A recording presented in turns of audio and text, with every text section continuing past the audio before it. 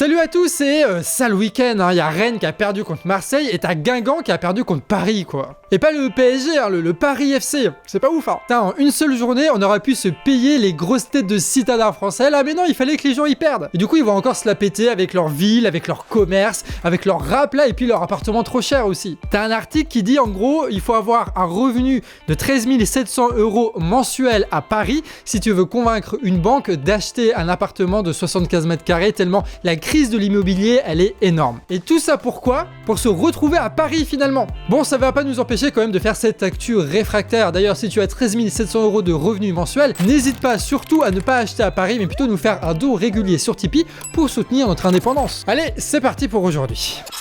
Alors, on va commencer avec la Palestine. Les échanges de prisonniers ont duré jusqu'à vendredi, jusqu'à ce que l'armée israélienne préparée a repris sa conquête militaire, annonçant tôt aux habitants de l'ensemble de la bande de Gaza de migrer vers Rafah à la frontière égyptienne. Les bombardements se sont alors multipliés dans toute la bande de Gaza avec une grande intensité. Le samedi 2 décembre, 700 Palestiniens auraient été assassinés. Rien que cette nuit, il y a eu 200 frappes pour un total de 10 000 frappes depuis le 7 octobre avec des missiles chargés avec l'équivalent de centaines de kilogrammes de TNT, une puissance que n'avait même pas osé déployer le gouvernement états-unien dans sa guerre d'Irak et en Syrie. Le Guardian, lui, a relayé une enquête sur l'usage par l'armée israélienne d'une intelligence artificielle pour sélectionner les cibles à viser dans la bande de Gaza. Un épisode de Black Mirror où des ordinateurs ont donc décidé de viser ces bâtiments résidentiels à Khan Younes au sud de la bande de Gaza ou de toucher simultanément 50 immeubles d'habitation à Gazaville, faisant en une seule opération plus de 300 morts. Ça, quelques jours après avoir assuré qu'il ferait tout pour ne pas tuer des civils palestiniens. Mais l'armée israélienne justifie ces 300 morts par le fait que parmi eux, apparemment, d'après eux, il y aurait un cadre du Hamas. Le Hamas aujourd'hui qui n'est plus une réelle armée organisée, hein. Les attaques et les bombardements contre Israël se font très rares et même de plus en plus.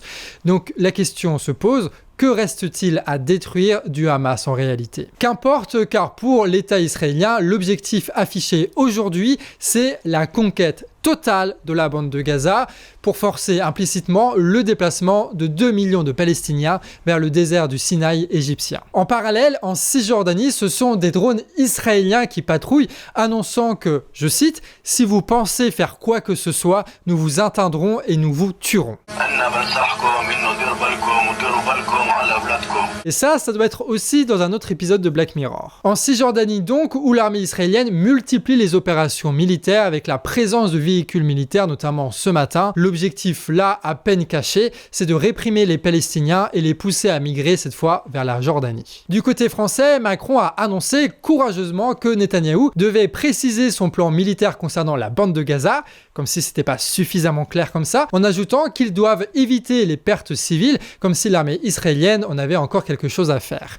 Le média Parole d'Honneur a lui voulu organiser un événement contre l'antisémitisme, son instrumentalisation et pour la paix révolutionnaire en Palestine à Paris, sauf que au dernier moment, la mairie de Paris a annulé cet événement, alors que se déverse toujours à la télévision tous les jours le même discours repris à la propagande israélienne. Samedi, une attaque au couteau a eu lieu en France, à Paris, tuant un touriste et blessant 2 autres. Le meurtrier est connu des services de police comme un radicalisé avec de graves troubles psychiques qui avait déjà essayé de passer à l'acte par le passé.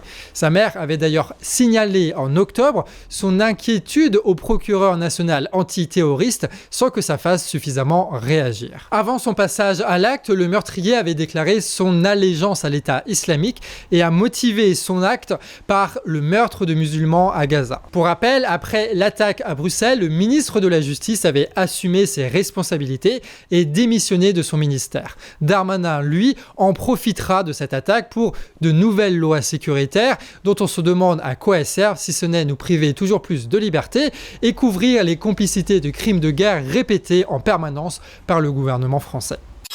Vous avez sûrement vu l'info passer, la France va accueillir les Jeux Olympiques d'hiver 2030. ce sera en Auvergne-Rhône-Alpes et en région PACA. Et le choix n'est pas définitif, mais le comité d'organisation n'a retenu que la candidature de la France face à la Suisse et à la Suède. Mais quand même, dans la rédaction, on se demande, le pouvoir il est si confiant que ça de la bonne tenue des Jeux Olympiques d'été de 2024 pour s'engager déjà pour l'hiver 2030. D'autant plus que les glaciers alpins sont en train de fondre, donc on n'ose même pas imaginer la tête qu'ils auront en 2030. Peut-être que d'ici là, on aura inventé le ski sur cailloux, allez savoir. Et qui dit nouveaux Jeux Olympiques dit aussi nouvelle mobilisation contre les chantiers insensés, des tours de juges, des télésièges, des infrastructures de transport et d'hôtellerie, et ça au moins ça va remplir les quotidiennes du canard. Et en même temps, il peut se passer bien des choses d'ici 2030. En tout cas, ça n'empêche pas Emmanuel Macron de déjà commencer à faire de la communication dessus. Et d'ailleurs, pour les Jeux Olympiques 2024, les chantiers ont été envahis encore une fois par les travailleurs sans papier,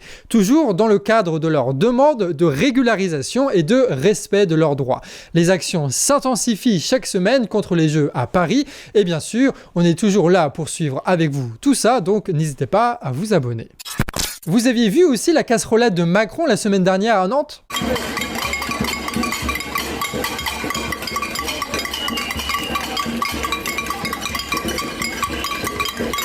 Bon bah c'est le moment de revenir sur toutes les casseroles politiques de la semaine de notre gouvernement. Alors bien sûr on a Dupond-Moretti qui a fauté, mais évidemment il n'est pas condamné. On en a déjà parlé dans une précédente vidéo, on va pas revenir dessus, vous connaissez le truc de responsable mais pas coupable. Mais il y a aussi le procès d'Olivier Dussopt pour favoritisme avec cette histoire de tableau là si tu connais. La préfecture a requis 10 mois de prison avec sursis et 15 000 € d'amende à son encontre. Le jugement sera rendu le 17 janvier 2024 et nul doute que la justice sera impartiale contre lui. Évidemment, on en connaît beaucoup des ministres qui ont été condamnés. Il y a eu Jérôme Cahuzac quand même, qui a été condamné en 2018 pour fraude fiscale et blanchiment de fraude fiscale. Alors, on vous avoue, on n'a pas tout compris de cette histoire parce qu'on l'a vu passer à la télévision dans 3 interviews différentes, mais il n'y a pas vraiment d'échéance électorale. Mais en tout cas, le gars est là à nous ressortir ces mêmes discours malgré sa condamnation. Peut-être qu'il n'y avait pas suffisamment de gens intéressants en France à interviewer dans les plateaux télé, donc c'est pour ça qu'il a rempli un peu le temps d'antenne, ça doit être ça. Le pire, c'est que c'est peut-être vrai de dire ça comme ça, c'est peut-être vrai le truc. Et pour conclure, Nicolas Sarkozy était de nouveau, encore une fois, devant les juges. Le gars est plus de fois devant les juges que Borne a fait de 49.3.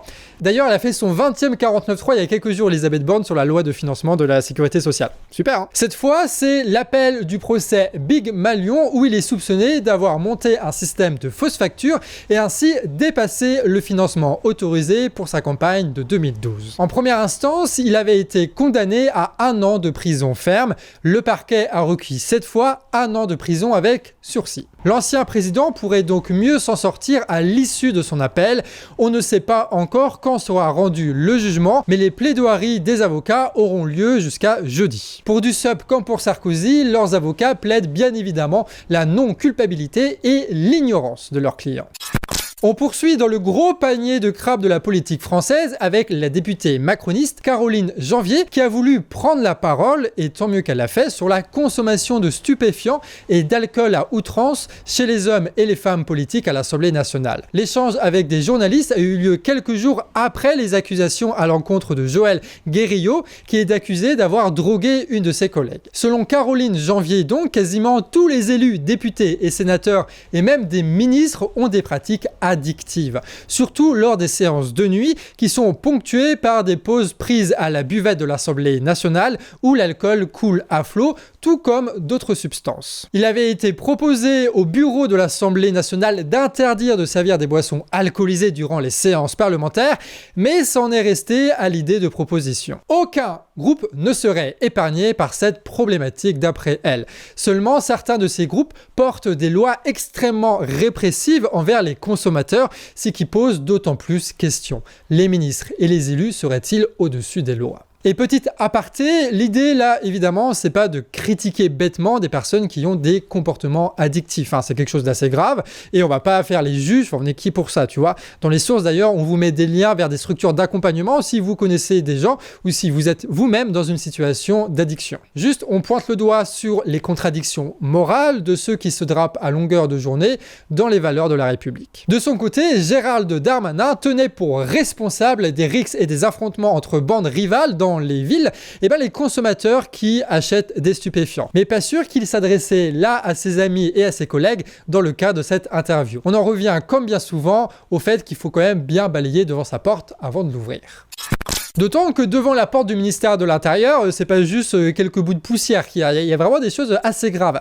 On a pu voir qu'il y a eu des révélations du Parisien cette semaine. Un formateur de la police a été suspendu après avoir fait des simulations de noyade sur des élèves policiers. Ça s'est passé à Oiselle, en Seine-Maritime, et c'était un formateur en technique de sécurité, en intervention, qui était là à l'œuvre ce jour-là. On peut voir un élève policier qui est dans une simulation de noyade, là, avec le tissu rempli d'eau. En plus de ça, le formateur lui donne des coups dans le ventre et l'oblige à chanter la Marseillaise. En tout cas, on a du mal à voir l'intérêt de ce genre de pratique dans la formation d'un policier. Sauf si l'objectif est d'en faire des bourreaux avec un petit lavage de cerveau comme il faut, qui n'hésiteront pas à frapper, blesser, mutiler, voire tuer si on leur donne l'ordre de le faire. Ce qui met en relation du coup pas mal d'autres histoires de violences policières, non ? Quoi qu'il en soit, le formateur a été suspendu en attente des conclusions de l'enquête de l'IGPN. Reste à savoir si la suspension a été ordonnée après que des journalistes s'y soient intéressés et depuis quand cette pratique avait cours. On reste dans la même école de police avec une autre affaire et une autre révélation. Le 2 octobre dernier, un élève se serait promené toute la journée avec un exemplaire de Mein Kampf à la main. Ce jour-là, tous les élèves devaient suivre une formation de la LICRA sur les discriminations et notamment le racisme anti-juif. L'élève policier avait déclaré à l'intervenante qu'il se promenait avec ce livre pour le prêter à un camarade et qu'il ne savait pas que c'était la LICRA. Cette version a été jugée crédible par l'institution qui ne lui a pas donné un rappel à la déontologie. Des camarades de la promotion témoignant sous anonymat ont indiqué à Street Press qu'ils avaient pourtant une bonne réputation de fachos. Lors d'une remise des diplômes, l'élève en question a même été reconnu comme le meilleur de sa promotion, ce qui lui a valu l'honneur de réciter l'engagement pour toute la promo devant le sous-préfet. Certains promus ont évidemment été choqués de tout ça. C'est tout pour aujourd'hui, on se retrouve de nouveau demain ici même à 18 h, donc n'hésitez pas à vous abonner, à commenter nos vidéos et on se retrouve demain pour une prochaine Actu Réfractaire. Des bisous.